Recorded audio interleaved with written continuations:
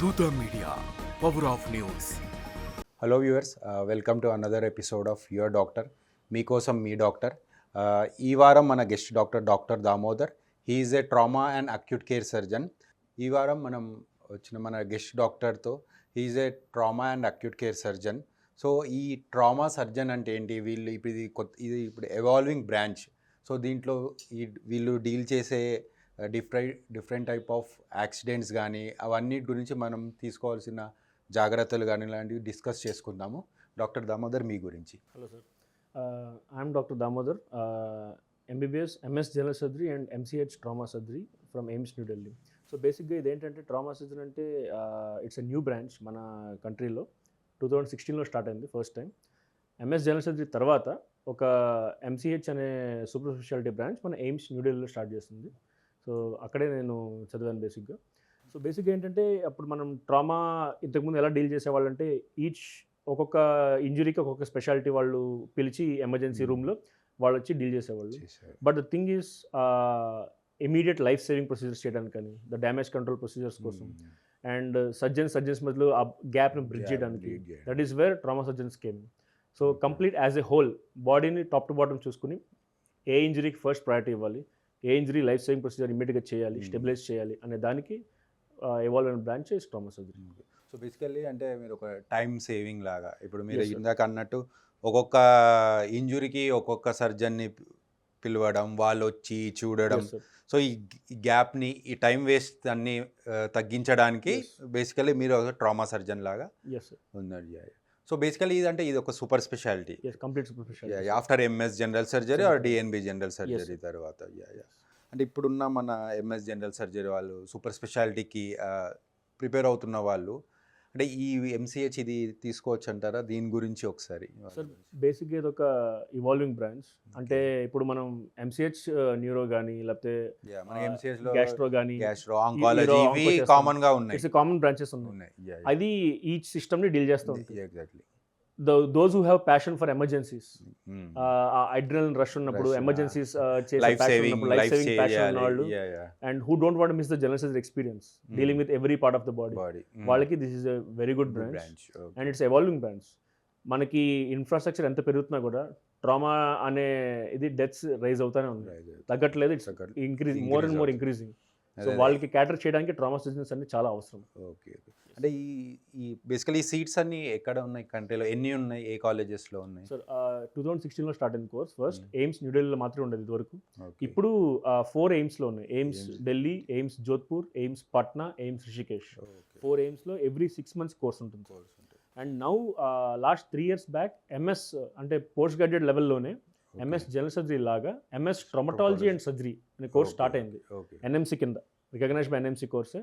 It's in few colleges, ముంబైలో and Varanasi and అలా 4-5 కాలేజెస్లో. జనరల్ సర్జరీ కూడా అంటే నార్మల్ అబ్డామిన్, హెర్నియా, హైడ్రోసిల్ ఇవి అన్ని చేస్తారు. But they are more trained in trauma and acute care surgeries, all in handling emergency surgeries అన్నమాట. వాళ్ళ ట్రైనింగ్ అది. వేరే కాలేజెస్లో లేవా ఇప్పుడు ఇవాల్వింగ్ సార్? వేరే కాలేజ్ ఎంసీహెచ్ లేవు ఇంకేం. అండ్ విన్నాను మీరు కంబైన్డ్ స్టేట్స్లోనే ఫస్ట్ ట్రామా సర్జన్ అని. Good thing. Okay. Overall country మీద ప్రస్తుతం 40 to 45 ట్రామా సర్జన్స్ మాత్రమే ఉన్నారు ఎంసీహెచ్ చేసిన వాళ్ళు.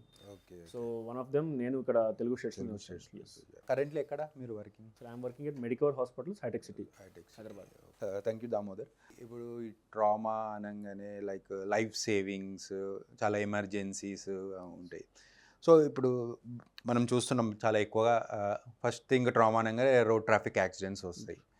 అండ్ సో ఒక యాక్సిడెంట్ జరిగినప్పుడు, సపోజ్ ఒక 4-wheeler వర్సెస్ 4-wheeler యాక్సిడెంట్ జరిగినప్పుడు ఆ యాక్సిడెంట్ జరిగిన ప్లేస్లో, ఆ సైట్లో అంటే ఎలాంటి ప్రికాషన్స్ తీసుకోవాలి? అంటే అట్లీస్ట్ పేషెంట్ని చుట్టుపక్కల ఉన్న వాళ్ళని సేవ్ చేయొచ్చు ఆ టైం వరకు. సో యాక్సిడెంట్స్ మనకి డైలీ జరుగుతూనే ఉంటాయి, అందరూ చూస్తూనే ఉంటారు. కానీ చాలామందికి ఏం చేయాలో తెలియదు, ఏం చేస్తే ఏమవుతుందని భయం.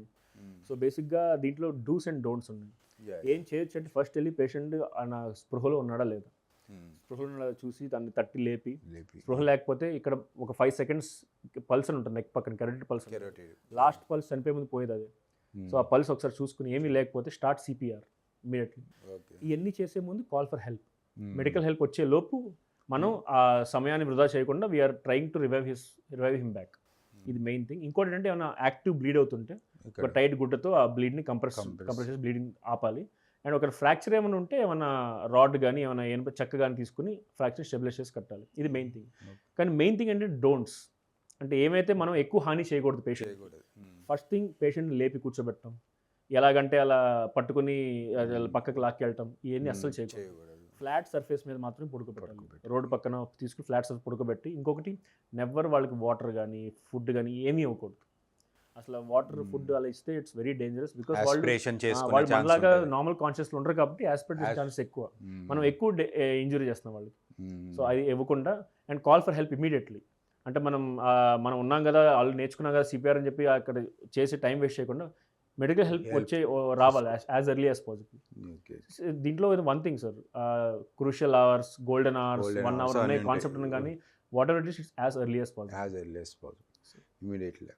సో యాజ్ అ న్యూరో సర్జన్గా మేము చూస్తుంటాము హెడ్ ఇంజురీస్, స్పైన్ ఇంజురీస్. మా దగ్గర వచ్చే కొంతమంది పేషెంట్స్లో లైక్ బాడీ మీద అంటే ఎక్కడ ఒక స్క్రాచ్ కూడా ఉండదు, బట్ లోపల ఇంటర్నల్గా హెడ్ ఇంజురీ ఉంటుంది. అంటే వాళ్ళని అది జస్ట్ ఒక నార్మల్ ఒక హెల్మెట్ పెట్టుకుంటే దాన్ని అవాయిడ్ చేయొచ్చు. సో ఇలాంటి కొన్ని ప్రికాషన్స్ అంటే 2 వీలర్స్ వాళ్ళకి కానీ ఈ 4 వీలర్స్ వాళ్ళకు అసలు అంటే ఈ యాక్సిడెంట్స్ అంటే కంపల్సరీ ఆ డ్రైవర్ తప్పిదమని ఉంటుందా, లేకపోతే అంటే ఇన్ని యాక్సిడెంట్స్ అవ్వడానికి రీజన్ ఏంటి? ఇప్పుడు చూస్తున్నాం మనం గుడ్ రోడ్వేస్, హైవేస్ వచ్చినాయి, అంటే కారణం ఏమంటారు అయినా యాక్సిడెంట్స్ అవ్వడానికి? సో వన్ థింగ్, యాక్సిడెంట్స్ అనేది most depends on driving behaviour. మనం డ్రైవింగ్ బిహేవియర్ ఎలా అంటే రూల్స్ ఫాలో అవ్వాలి, ఆ స్పీడ్ లిమిట్స్ ఫాలో అవ్వాలి, హెల్మెట్స్ పెట్టుకోవాలి, సీట్ బెల్ట్స్, రిస్ట్రెంట్స్ యూస్ చేయాలి. అండ్ ఎస్పెషల్ డ్రైవింగ్ బిహేవియర్ మనకేంటంటే మనమే ముందెళ్ళాలి, ఆ స్పీడ్ థ్రిల్ అన్నీ కావాలి. అండ్ డ్రింకింగ్ అండ్ డ్రైవింగ్ ఇవన్నీ చేయకూడదు. Driving behaviour is first thing. ఎంత ఇన్ఫ్రాస్ట్రక్చర్ ఉన్నా, రోడ్స్ ఉన్నా, మనం ₹1,00,00,000 కార్లో వెళ్ళి మనం సేఫ్ అనుకోవడానికి లేదు. ఎక్కడున్నా ఏమున్నా యాక్సిడెంట్ అయితే మాత్రం డ్యామేజ్ అయితే కంపల్సరీ జరుగుతుంది. ఇంకోటి హెల్మెట్స్ అనేది చాలా మంది పోలీసులు ఫైన్ వేస్తారు కాబట్టి హెల్మెట్స్ అలా ముందు పెట్టుకుని వాళ్ళు చూడగానే పెట్టుకుంటారు తప్పితే ఎవరు కావాలని వాళ్ళ కోసం హెల్మెట్స్ పెట్టుకోరు. అన్లెస్ వాళ్ళ ఇంట్లోనే వాళ్ళు తెలిసిన వాళ్ళకి ఎవరికైనా అయితే తప్ప వాళ్ళకి విలువ తెలియదు. బట్ మనకు తెలుసు, డైలీ చూస్తున్నాం కాబట్టి. సో ఇంకోటి ISI, BS hallmark, ISI stand helmets పెట్టుకోవాలి, ఫుల్ హెల్మెట్. చాలా మంది హాఫ్ హెల్మెట్స్ క్యూట్గా ఉంటాయని చెప్పి ఇక్కడ వరకు పెట్టుకుని కలర్ హెల్మెట్స్ పెట్టుకుంటారు. So it's not good. Full helmet. ఇంకా డ్యామేజ్ మీకు హెడ్ ఎంత ఇంపార్టెంట్, కింద మ్యాండిబుల్ అండ్ నెక్ వరకు కూడా అంతే ఇంపార్టెంట్. సో ఫుల్ హెల్మెట్స్ వాడాలి. Full helmets. అండ్ ఇంకోటి సీట్ బెల్ట్స్. మనం ఓన్లీ ఫ్రంట్ సీట్ మాత్రమే సీట్ బెల్ట్ పెట్టుకుంటాం, బట్ మన రూల్ ప్రకారం బ్యాక్ సీట్ వాళ్ళకు కూడా కంపల్సరీ రూల్ పెట్టుకోవాలి. మొన్న సైరస్ మిస్త్రీ ఇన్సిడెంట్ అయింది, టాటా సన్స్ చైర్మన్. ఆయన బ్యాక్ సీట్ లో కూర్చునే సీట్ బెల్ట్ పెట్టుకోక హీ డైడ్. సో అక్కడి నుంచి మనకి అవగాహన వచ్చింది, కానీ ఇంకా ఎవరు పెట్టుకోవట్లేదు. ఎందుకంటే మన పోలీసులే దాని గురించి ఫైన్ వేయటం కానీ అవేర్నెస్ కానీ ఇంకా లేదు. సో పబ్లిక్ ఇంకా తెలియదు. సో లేదు, everyone should wear seat belts. Driving behaviour అన్నారు అంటే చూస్తున్నాను రోడ్ల మీద ఎంతోమంది మొబైల్స్ పట్టుకొని 2 వీలర్స్ నడపడం, కార్లు పట్టుకోవడం, అంటే ఈజ్ వెరీ డేంజరస్ అసలు. I saw few auto and car people videos అక్కడ పెట్టే స్టాండ్ మీద చూస్తారు డ్రైవింగ్ చేస్తున్నారు. This all single hand driving, ఇవన్నీ driving behaviour should come from within. So అంటే ఇప్పుడు ఈ 4 వీలర్స్లో మనం యాక్సిడెంట్ అయినప్పుడు ఫ్రంట్ సీట్లో ఉన్న డ్రైవర్ కానీ వీళ్ళు వెళ్ళి ఎదురుగా వెళ్ళి స్టీరింగ్కి తగులుతూ ఉంటారు. సో ఇట్లా తగిలినప్పుడు వాళ్ళకి మేజర్గా ఏ ఆర్గాన్ డ్యామేజ్ అవుతుంది అని దేనివల్ల డెత్స్ అవుతూ ఉంటారు? Sir first thing, seat belt పెట్టుకోకపోతే మాత్రం దెల్ ఫ్రీగా ఫ్లై అయ్యి విండ్ షీల్డ్ కొట్టుకోవడం ఎక్కువ డ్యామేజ్ జరుగుతుంది. సీట్ బెల్ట్ పెట్టుకున్నా కూడా there are injuries which happen because of the seat belt pressure వల్ల మన చెస్ట్ ఇంజరీస్ అవటం కానీ, అబ్డామెన్లో మిసెంట్రీ అండ్ బౌల్ ఇంజరీస్, అంటే మన పేగుకి ఇంజరీ అవటం కానీ, బ్లడ్ లాస్ అవటం కానీ అవుతుంటాయి. సో మన హెడ్ ఇంజరీస్ కాపాడుతుంది, కానీ ఈవెన్ సర్వైకల్ స్పైన్ కూడా ఇంజరీ అవుతుంది. ఎందుకంటే ఆ సడన్ ఫ్లెక్షన్ వల్ల ముందుకి బాడీ ఊగిపోతారు. సో సడన్గా బోన్స్ ఫ్రాక్చర్ అవుతుంటాయి. సో సీట్ బెల్ట్ పెట్టుకుంటే మనం ఫుల్ సేఫ్ అనేం కాదు. సీట్ బెల్ట్ ఏంటంటే మోర్ డేంజర్ ఇంజరీని కొంచెం లెస్ డేంజర్ చేస్తుంది అంతే. అలా అని చెప్పి seat belt, there are separate entity call seat belt injuries. Seat belt injuries separate ఉన్నాయి, chest and abdominal injuries, pelvic fractures అవుతుంటాయి. pelvic fractures, Happens, exactly. yes. Hello viewers, please subscribe to దూత media. For more updates, please subscribe Duta Media.